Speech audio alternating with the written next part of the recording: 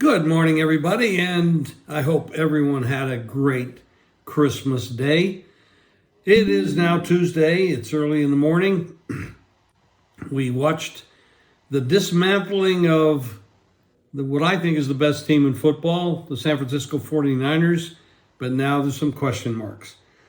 I think I mentioned earlier that if Trent Williams is not on the offensive line, San Francisco is going to have problems. They have a young quarterback who doesn't handle the pressure all that well. He's semi-mobile, but not enough. He's certainly not Lamar Jackson. He got undressed last night. Baltimore did them in. A lot of the early points by Baltimore came off turnovers, but that's part of the game. San Francisco can still elevate themselves to the position of hosting at home. It looks like they still would be the favorite to do so. There's some teams out there that are doing pretty well, actually. The LA Rams, they got the coach, they got the quarterback, they got some great wide receivers, they're running the ball well, their offensive line's a little okay. Defense, they're okay. They're not a great team. They don't have stacked players everywhere that are superstars, but they got it going right now, and that's the dangerous time, a dangerous situation for anyone having to face them, because they can score. And if you can score, you can win. Now, that's one situation. I don't know what happened with Buffalo, with the Chargers. That was a mess. After beating up on Dallas, they went out to LA. They did not look good at all. Everybody's talking about this is the dangerous team. I don't know.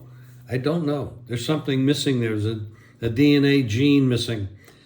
Miami, Dallas goes on the road, plays another road game where they didn't win. However, it wasn't terrible. Now, I'm not super high on Miami because I think even though they have a lot of speed players, good coaching, et cetera, Tua is playing good, ball out of his hand quicker than anybody else in the league. They're a little bit fragile in so far as a lot of their players are speed guys. They're not big, burly guys that don't get banged up and hurt real quickly. It could cost them. It probably will. This week they're going to play Baltimore, and Baltimore is the team that just dismantled San Francisco. Let me move this screen a little bit. And Baltimore starts out 3, up to 4.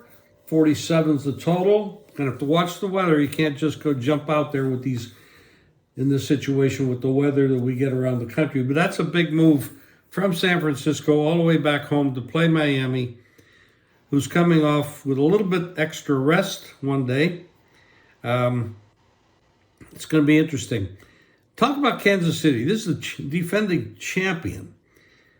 Mahomes is whining a lot. It's not a good look on his part.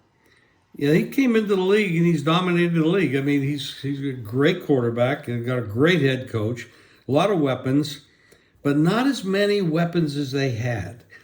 They got rid of some really good players. I mean, there's a lot of them are down with Miami, and it's showing. Kelsey's getting a little older. They're making good money. They're doing a lot of commercials. Anytime somebody does a lot of commercials, and both of these guys, Mahomes and Kelsey, are doing that, you got to wonder how much time they have on the field practicing and focusing. Because I've done commercials in my life. It takes a lot of time, especially with this network quality stuff. You can be days doing a commercial. So that means you're not playing football. Anyway, I think they lose focus. I think they are still in the AFC. When it comes down to it, it's them and Baltimore at the moment, especially if Baltimore can hold serve this week against Miami. But I'm not impressed. I'm just not impressed. And the wide receivers are very weak on this team. Very unimpressive. Tampa Bay's hosting the Saints. This is a big game for division there. 7-8 team against an 8-7 team. Saints don't look good, but man, I'm telling you, Baker Mayfield, the Buccaneers, they're doing well. They're playing well. They got a little bit of a bonus last week because Lawrence wasn't all that well and they're not playing well. But this is a big game. Then San Francisco is going to bounce back off that loss. They go to Washington, who's a mess. Um, that's that's going to be very interesting. I know Purdy got a little banged up. Darnold came in and looked okay. It's still a great team with a lot of great weapons. CMC, it's a tough situation there. I mean, if Trent Williams is not at left tackle, this is a different football team. This is probably the best left tackle in football. You got two right-handed quarterbacks there with Darnold and Purdy, and Purdy doesn't handle the pressure that well. In the 4 games they lost, it was Trent Williams was hurt in all 4 of those games.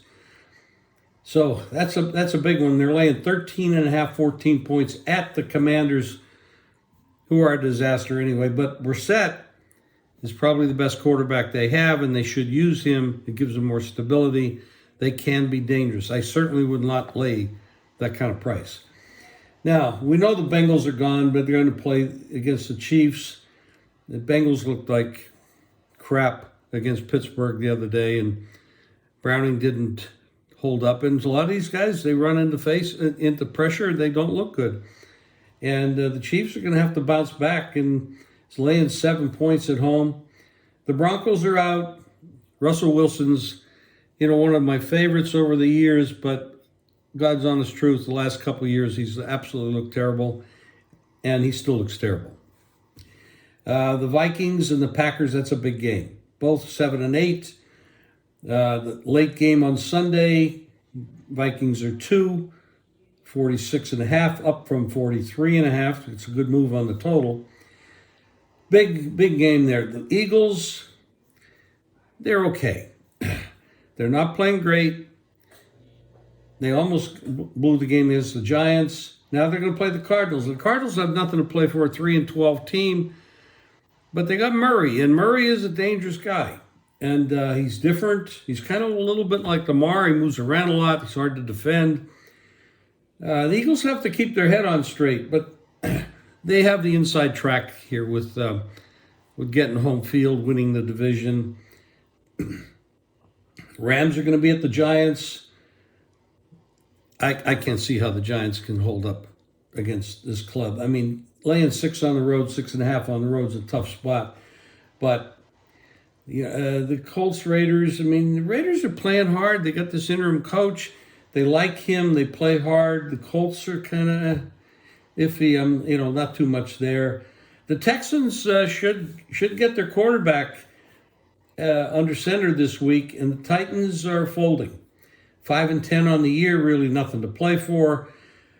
I look for the Texans to come up big in this game. They have a shot at the playoffs, and a lot of these teams do. And it's wide open. We got 2 weeks to go. It's wide open. The Falcons at the Bears. These are 2 losing teams. Outside shot for the Falcons because of the division they're in. Not impressed. I don't know why the hell the Patriots are trying to win. They should be getting draft choices. That should be focused. But the players are playing for their jobs. It's the executives that are thinking about draft choices. Players don't think about getting draft choices because it's their jobs. They're going to lose to the draft choice. So it's the executives and the coaches that might make that kind of decision. But in that spot, the Bills are 12 and against the Patriots 40.5. I don't know what to think of the Bills. I really don't. It's a mystery. And then you got Pittsburgh. Where the hell did they come from? All of a sudden, they come up with a big game. Of course, they forced Browning into turnovers. He looked absolutely horrible, like Purdy did on Monday night. And now Pittsburgh goes to Seattle. And Seattle has eked out a couple of victories. Seattle's laying 3.5 in this game. That is too many points. These teams are not that different. They got the same record. Got 2 old coaches that know how to coach. That's